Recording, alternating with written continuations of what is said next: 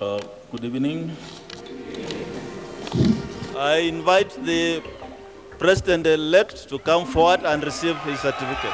As dust begins to settle on the just concluded August 2022 elections, one major concern is the low voter turnout witnessed in many parts of the country. Worst I've seen several by-elections here. I've seen quite a number of elections here, but this is perhaps the worst. So, what happened to the remaining over 7 million voters who did not cast their votes? We spoke to some residents in Eldoret about this. Lakini hatukupiga tu kura, mimi sikupiga kura, sikutaka kabisa. Kwa laini ni mrefu, watoto wako na njaa. Changa ndio kusimama na watoto wana jojoto kwa nje.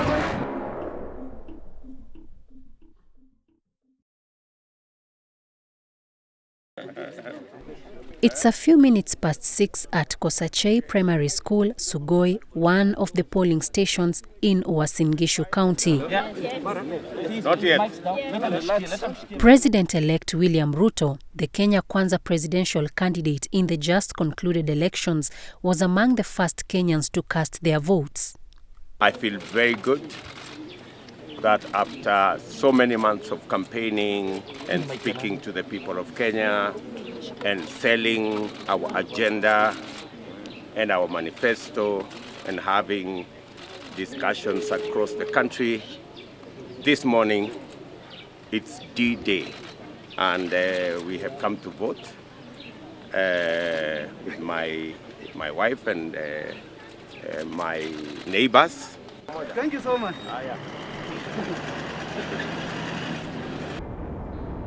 However, some 47 kilometers away at Ainabtich in Muyben division, Lilian Chemeli did not share the same enthusiasm. This is the first time she kept off the ballots. Nilipiga kura, lakini hii sasa ndio imekuwa uchungu kwa maisha yangu. Nasema napigia watu kura na hakuna kitu ananisaidia. Ulianza kupiga kura mwaka gani? Mara yako ya kwanza? Ya kwanza nilipiga 2007.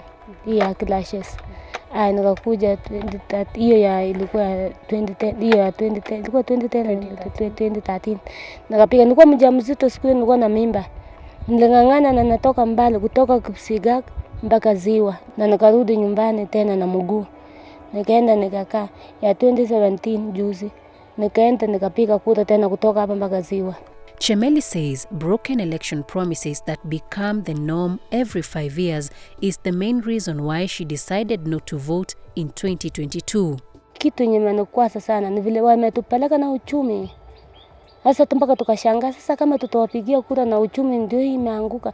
Utatafuta gorogoro moja ndio unga wakatusongesha shilingi 250. 250 imagine gorogoro mahindi. 250. Uko na watoto wa 7. Watoto watakula gorogoro ngapi kweli wote? Ama hata kama wako nyumbani. Unaona uchumi imekuwa mbaya bwana. Life has not been easy for Chemeli. A mother of 7, she lives in a tiny shack in this god-forsaken part of Ziwa in Muyben constituency. Kama hii nyumba tulikuja juzi, mimi nilihamia hapa. Mwenye nilikuja kuambia unisipe nyumba. Angalia nyumba yake kweli. Unaiona hata nyinyi wenyewe. Tukafika hakukuwa na toilet. Hata yeye hajiwezi. Si ati ni mtu hata mwenyewe akupiga kura. Hapa ni baridi, unaona hata maji yanatoka chini. Sasa unaona hapa ni mtaro ya maji yote hii. Lakini mwenye alitupea nyumba tukasema tutaenda wapi? Tukae tu hapa. Tutaenda wapi? One of her biggest regrets is not being able to take all of her 7 children to school as she would have desired. Mtoto wangu akiolewa ndio kupenda kwangu. Hata mimi sikuolewa lakini nilikaa nyumbani, lakini nikaambia mama yangu umepata maendeleo, umepata bwana, enda tu. Kwa sababu hakuna penye nitakupeleka. Mama yangu hana uwezo, baba yangu hana uwezo, ni watu wa kulima. Sasa mimi nikaambia tu enda tu, lakini Mungu akusaidie penye unaenda. According to the Independent Electoral and Boundaries Commission, IEBC, 64.77% of registered voters turned out to vote in the August 2022 elections. This translates to 14,213,137 voters out of 22,120,458 who were registered. This is unlike 2017, where the turnout was 77.37% of the 19,601,502 people registered to vote. In Uasin Gishu County, the number of people who cast their votes was slightly over 349,000 out of the 506,317 registered voters. Si ati ni mtu aliniambia nini.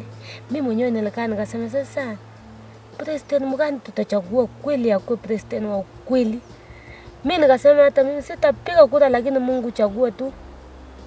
Mimi sitapiga na nikaambia Mungu unajua tumewapigia. Tumejaribu kutafuta mpaka hata mtu unachoka. Hata sasa naenda kusimama kwa line. Umeona hata nyumba yangu vile nakaa. Kuna hata kitu ya kula. Mimi nikasema watoto wangu wako nyumbani. Sasa nikapata kidogo na sambaza iende. Wadhani mimi nikaa nje.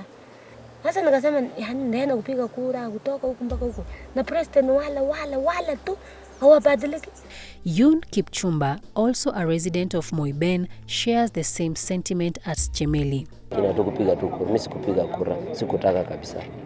Wote tu walidisappoint mimi, wote. Kuanzia MCA. Si MCA, kutoka MCA juu hivi walidisappoint tu. In October 2021, IEBC set out to register new voters in accordance to Chapter 7, Article 83 of the Constitution, which states that, and I quote, "A person qualifies for registration as a voter at elections or referenda if the person A is an adult citizen, B is not declared to be of unsound mind, and C has not been convicted of an election offense during the preceding 5 years." However, out of 6 million new voters targeted by IEBC, only 2 million registered, which was perhaps an early sign of possible voter apathy. From my observation, when I was traversing a sample part of the polling stations, I noticed the turnout actually was very poor because, like we are seeing actually this time around the turnout is below 70% as opposed to 2017 whereby the turnout was approximately 78%. And many factors attributed. Like one of the factors that attributed was the fear of unknown. People who are moving, getting scared. Based on the report that NCIC said that Uasin Gishu is going to be a hotspot. So actually it created unnecessary tension. People who are moving out of the county saying that they don't want to be attacked. Yasin Hassan, a youth leader in Uasin Gishu County, was an observer in the just concluded election. He attributes the low voter turnout in Uasin Gishu and other parts of the country to, among others, disillusionment about the nation's state of affairs. People have lost hope in the leadership of the country. Cost of living is very high. The trust issues, like 2017, Uhuru Kenyatta had promised that he will assist Ruto in getting the presidential for 2022. But when now Uhuru decided not to support him, many people actually lost hope in the trust in the government. So people are saying, after all, our life will not change, will be shortchanged. He also mentioned difficulties in voter verification using the KIMS kit and lack of a manual voter register in polling stations, which mostly affected the elderly. I realized many elderly were not able to be identified by their KIMS kit, their fingerprints, and also like most polling stations, I didn't see the manual register, so they ended up not voting. Also, there was this issue of also people coming to that polling station to vote, and then after doing the biometrics, they are told they are in a different station, they are not in that station that they were anticipating to vote. So this person saying actually, thinking that maybe I might go to that polling station and then maybe I don't find again my name, this person lose hope and goes home. However, other residents of Uasin Gishu County think there is another reason behind the low voter turnout witnessed in the region this year. Kama hivi vijana yetu hii wenye umehoji hivi vijana yetu hawa na siasa wanapewa vitu kidogo, ni wa mbele wakipewa vitu kidogo. So hawa wamekunywa vitu sawa mpaka wamepitisha hata limit kwenda kupiga kura. Almost ya 200 meters mahali ya kwenda kupiga kura. Hiyo si issue ya kusema ati unaenda kupiga kura. Hiyo imekusuhiwa uende kupiga kura. So wanatuaibisha kama vijana. Si rahisi kununua chakula. Chakula ni ngumu tena zaidi kuliko. Tafadhali pombe kwa sababu mtu akupea shilingi 20 ni badala. 200 meters unashindwa kwenda kupiga kura. Na mwenye ametoka hapa ameenda mpaka Tambaja amepiga kura amerudi. So na sisi ni youth. So wanasiasa ndio wanaharibia vijana. Kura ni haki yako. Sasa kama umekataa kupiga kura, alafu wewe utasema mayouth wana kazi. Sasa utalia nini? Ndio mimi naambia mayouth wametuangusha kabisa. Chemeli and Kipchumba live in a region that is believed to be a UDA stronghold. It is also the home of the Kenya Kwanza presidential candidate, now the president-elect William Ruto. Ruto emerged victorious by garnering 7,176,141 votes in the national tally and 2,722,878 in Uasin Gishu County. Hereby declares that Ruto William Samoei